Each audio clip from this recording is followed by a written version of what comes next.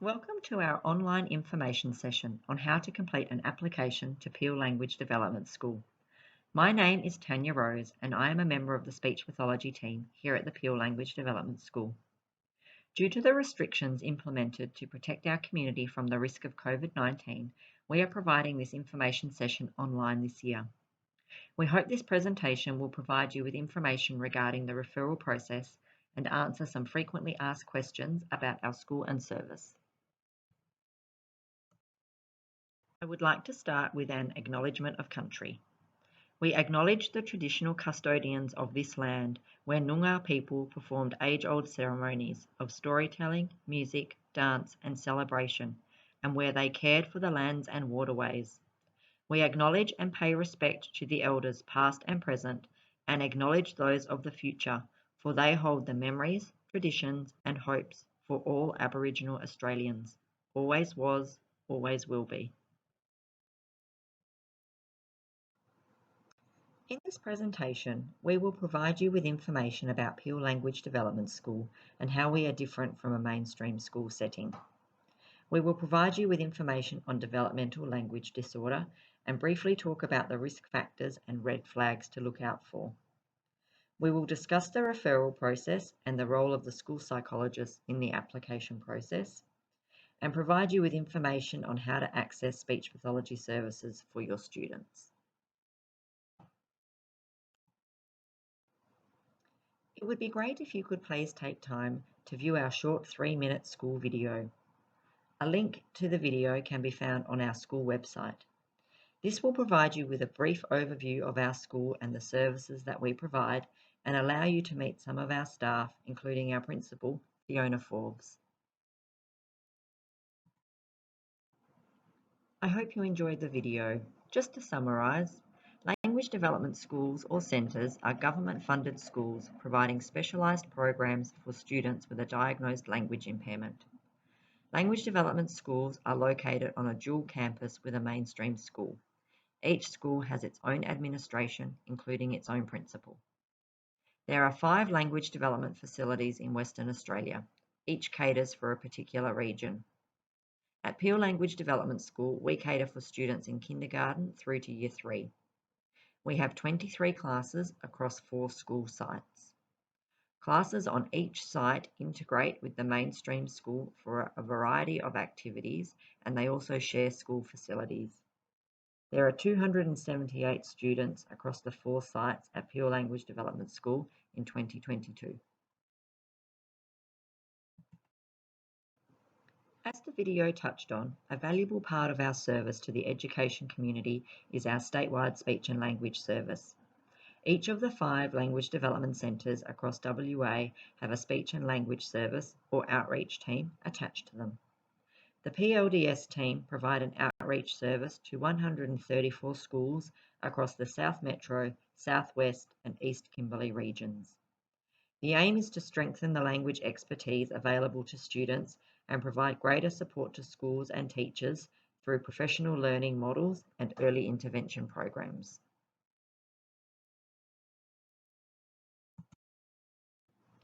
So what is developmental language disorder? Developmental language disorder, or DLD, is a diagnosis given when a child or adult has difficulties expressing and/or understanding language. It involves difficulties with spoken language. It creates obstacles to communication at school, work, and in everyday life. It affects children and persists into adulthood. It has no known cause, although it may run in families. You may have also heard DLD referred to as specific language impairment, SLI, language learning impairment, LLI, or language delay, LD. Developmental language disorder is now the preferred term for language difficulties that are severe enough to interfere with daily life, have a poor prognosis, and are not associated with a clear biomedical etiology. This means that there is a language disorder in the absence of any known biomedical conditions, such as autism spectrum disorder, acquired brain injury, intellectual disability, genetic conditions such as Down syndrome, or sensory neural hearing loss. In these cases, we would refer to it as language difficulties associated with the other condition.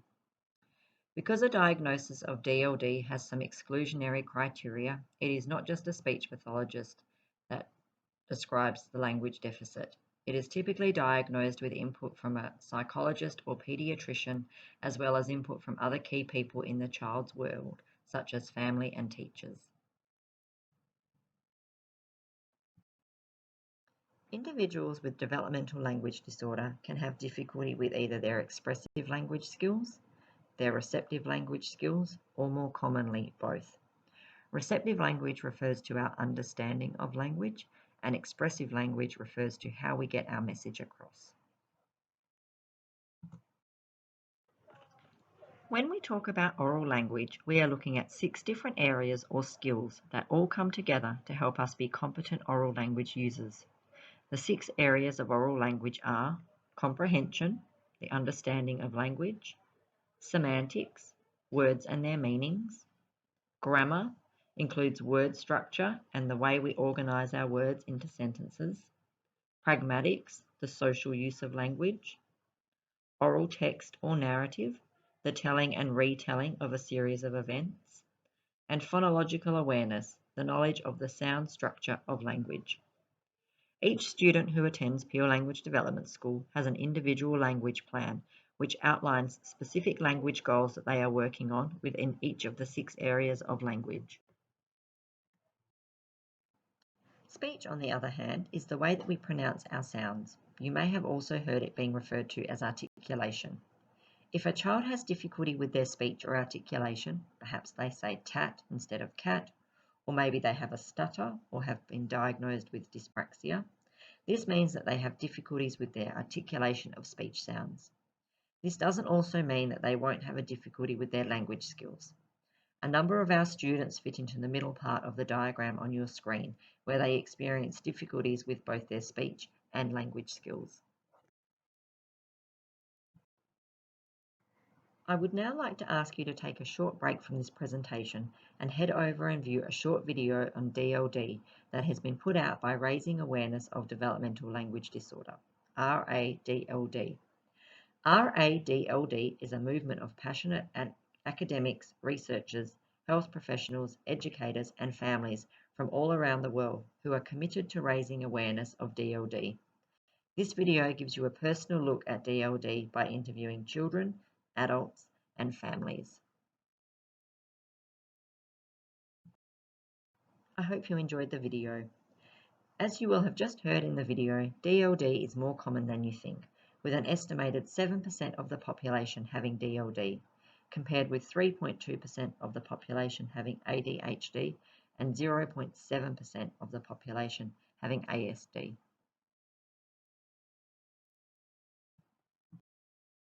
There is fairly strong research that identifies a number of risk factors for DLD, which are currently displayed on your screen.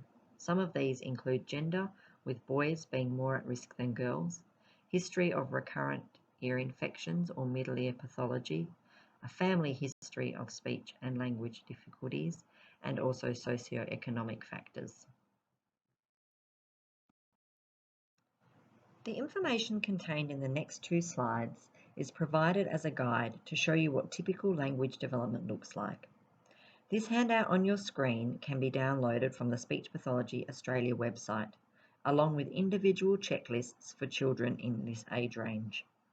It may provide a quick indication, along with classroom data, about which students should be referred for further services or investigation. In terms of development between 5 and 8 years of age, this period is defined by an expansion and refinement of language skills, approaching adult-like skills by approximately 8 years of age. The development of literacy skills also typically coincides with this time. So by 8 years old, a typically developing child who has had adequate literacy instruction will be literate with adult-like speech and language. Development after this time is related to complexity.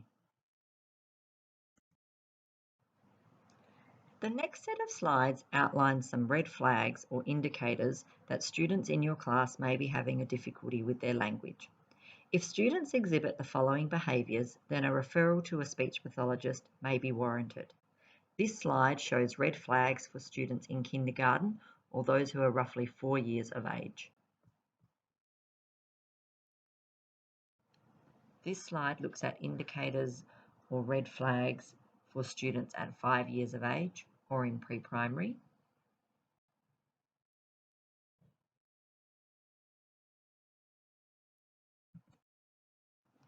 This slide looks at red flags or indicators of difficulty for students in approximately years 1 to 2 or between the ages of roughly 6 and 7 years of age.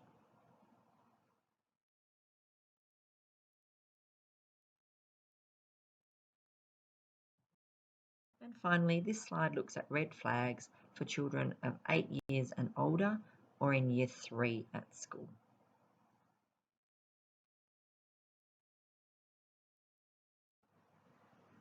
I would just briefly like to talk about the impact of having a language disorder on education. Some common difficulties at school for children with a language disorder include difficulties learning to read, write and spell, difficulties understanding lesson content in all academic areas, difficulties understanding teacher directions, instructions and explanations, difficulties with organisation and planning, difficulties with problem solving, difficulties working with other children in group activities, and difficulties working independently, so that is without teacher or adult support. Oral language is the foundation for the development of literacy skills and is considered to be a strong indicator of later reading, writing, and overall academic achievement. Children with a language impairment are 6 times more likely to have a reading problem than children without. The simple view of reading suggests that reading comprehension involves 2 skills, comprehension and decoding. Either of these skills can be impacted for children with a developmental language disorder. The same also applies for writing. How do you refer students to Pure Language Development School? The eligibility criteria for PLDS is set out by the department and is the same across all 5 language development facilities. At PLDS, we accept applications for kindergarten, pre-primary and year 1. In order to be eligible for a place with us, the child must have a significant primary language disorder in 1 or more language areas. The child needs to demonstrate evidence of learning potential within the average or above average range, and the child needs to demonstrate sound adaptive behaviour skills. In order to attend a language development facility, a referral must be completed. As explained before, we are a government-funded primary school for students who have a primary language disorder. The referral process for PLDS is a 3-part process. It includes a speech pathology assessment through either a community speech pathologist or a private speech pathologist that shows receptive and/or expressive language difficulties, a cognitive assessment to ensure that there is no other impairment impacting on their language development for students applying for a place in pre-primary or year 1, and a parent, caregiver or teacher questionnaire. I will now hand over to our school psychologist, Jo Novak, to explain the role of the school psychologist in the referral process. Thanks, Tanya. All school-age children also require a cognitive assessment as part of their referral to our service. Children with average or above average cognitive functioning combined with a language difficulty are eligible to apply. A non-verbally administered assessment is recommended as it measures the child's skills without as much impact from language as other assessments. Assessments are often completed at the child's school. Each school has a contact psychologist and a referral process to access their site.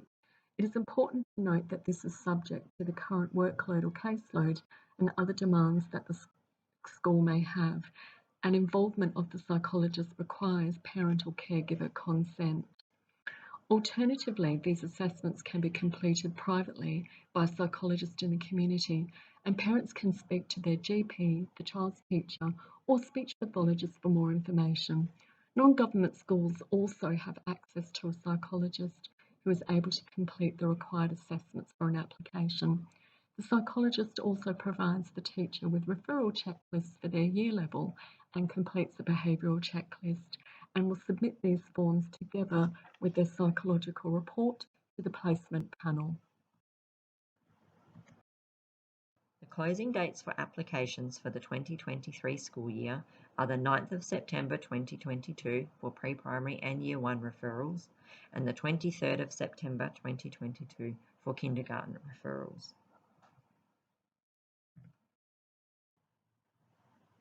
Speech pathology services can be accessed through the public or private sectors. Public services do have a wait list, and currently if a child is referred to CDS this year, if in kindy, it is unlikely that they will be seen until next year, and therefore would not be referred to us for placement until the 2024 school year, when they would actually be entering Year 1. This doesn't mean that you don't complete a referral to CDS. In fact, if you are concerned about a child, then the sooner you do this, the better. What it does mean is that families may need to seek private speech pathology services in order for an application to be completed this year, ready for placement next year. Private speech pathologists can be found by searching www.pspawa.com.au. Here at Peel, we also have a list of private speech pathologists who operate within the Peel and surrounding areas, and we are happy to send that to you if requested. The other thing we would encourage families to do is speak with their GP about eligibility for the Chronic Disease Management Scheme, formerly referred to as the GP Care Plan.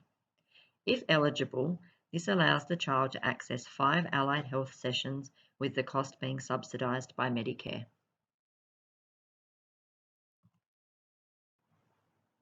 In order to access a speech pathologist through the public system, a referral needs to be completed. A link is provided on your screen. You will also find a number of referrer checklists which may help you determine if a referral to CDS is appropriate. Please note, current as of March 2022, CDS are primarily operating via telehealth due to the ongoing risk of COVID-19. They are optimistic that the switch to telehealth consultation from face-to-face sessions will not unduly affect current waitlist times. If you have any questions, please feel free to contact us on 9523 7830 or via our school email peel.lds@education.wa.edu.au. I thank you for taking the time to view this video today and hope you found the information useful.